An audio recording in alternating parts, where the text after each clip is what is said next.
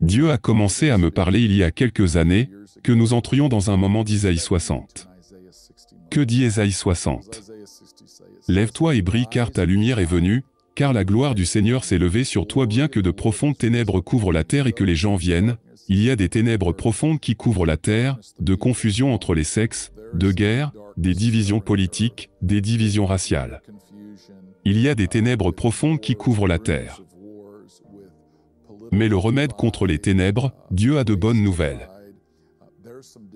Il se termine et il dit, « Car la gloire du Seigneur se lèvera sur vous. » Juste avant d'entrer dans les vifs du sujet, rassurez-vous de vous abonner à la chaîne SPS Sauver pour Sauver afin de ne pas louper les prochaines vidéos. Et n'oubliez pas s'il vous plaît de partager, liker et de nous laisser un commentaire. Que Dieu vous bénisse. Salut, je m'appelle Tommy Evans, je suis avec Revival Mandat International. Je veux partager 2 rencontres que j'ai eues, en fait des rêves.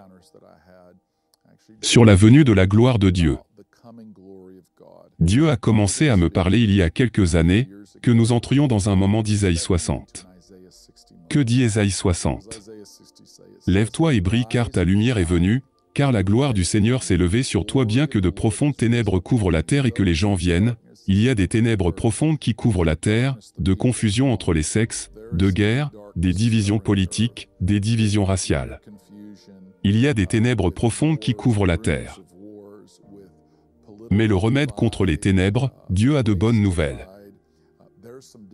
Il se termine et il dit, « Car la gloire du Seigneur se lèvera sur vous. » Nous entrons dans l'un des plus grands moments de l'histoire de l'Église et je crois, l'un des plus grands moments de l'histoire de la planète. Dieu libère sa grande gloire. Quelle est la gloire?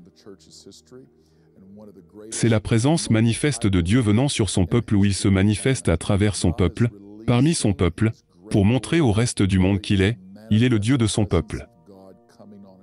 Et donc, pour confirmer une partie de ce que Dieu commençait à me montrer, il a commencé à me montrer 2 rêves. J'ai en fait plusieurs rêves, mais je veux partager aujourd'hui 2. L'un d'eux était, j'ai fait un rêve où la grande revivaliste, Kathryn Kuhlman. Si vous ne savez pas qui était Kathryn Kuhlman, elle était une femme dans les années 60 et 70, qui bougeait dans la gloire lorsqu'elle prêchait l'Évangile. La gloire, la présence manifeste, viendrait de telle manière que les gens seraient guéris.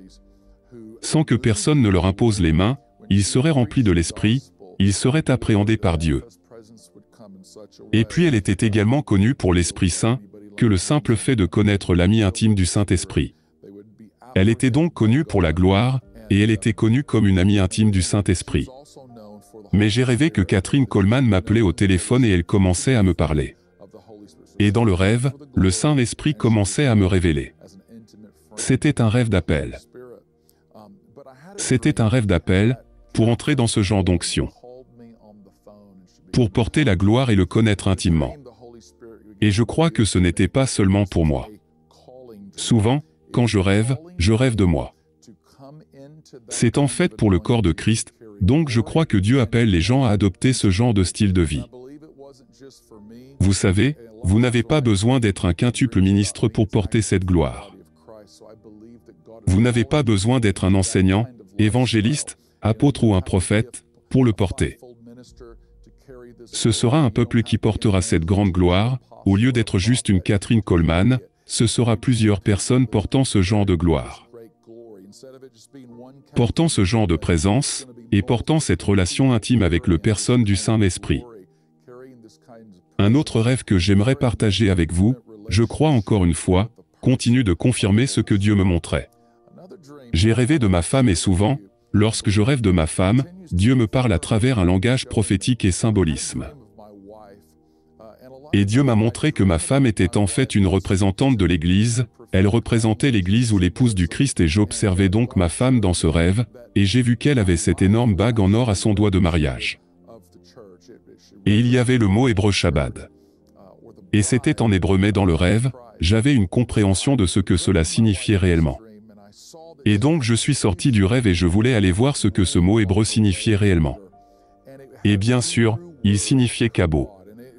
Ce qui signifie que si vous étudiez ce mot, cela signifie ma gloire, et le Saint-Esprit a commencé à se télécharger sur moi. Dit-il, je fais maintenant une proposition divine à mon épouse pour qu'elle soit porteuse de ma gloire. Ma présence manifeste, de ma bonté, de mon atmosphère, de mon environnement. Que j'apporte quand je me manifeste dans la terre.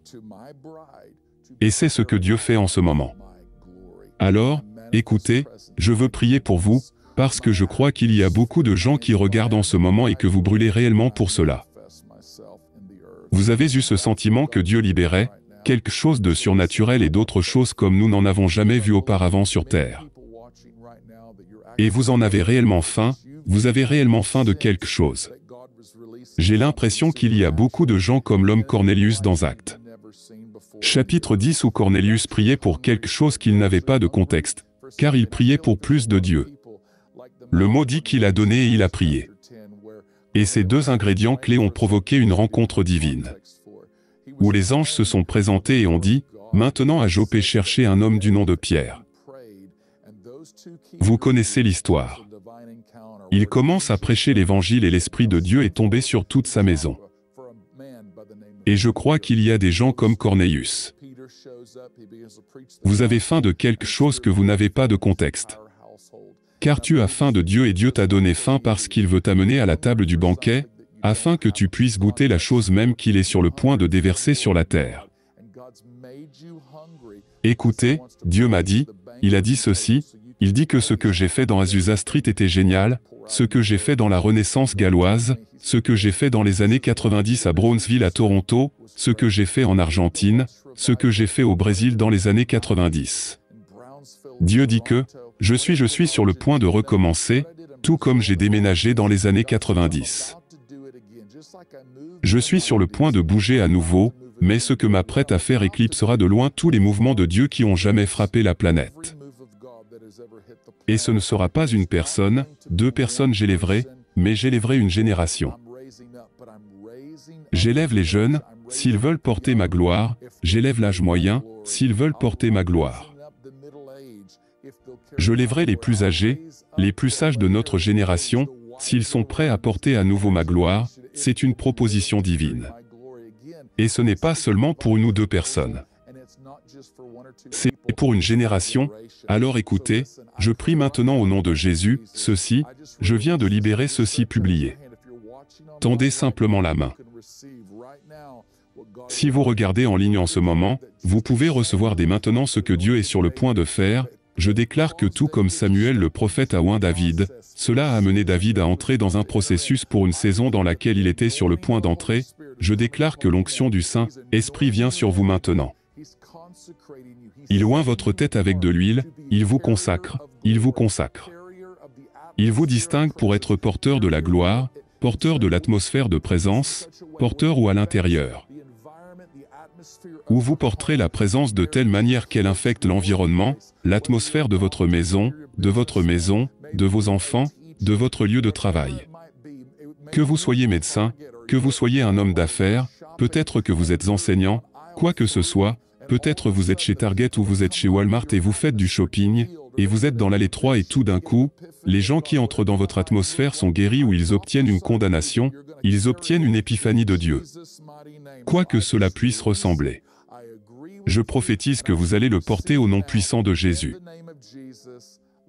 Alors, je viens de le libérer, je suis d'accord avec vous et je dis, recevez-le, maintenant au nom de Jésus, écoute, je t'aime, je te bénis et je remercie Dieu.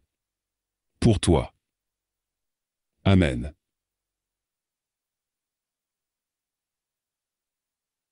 Si vous avez été béni par ces enseignements, ces temps de louange et d'adoration, ces témoignages, n'hésitez pas à vous abonner sur cette chaîne SPS Sauvé pour sauver. SPS Sauvé pour sauver, l'évangile de Christ pour le salut des âmes.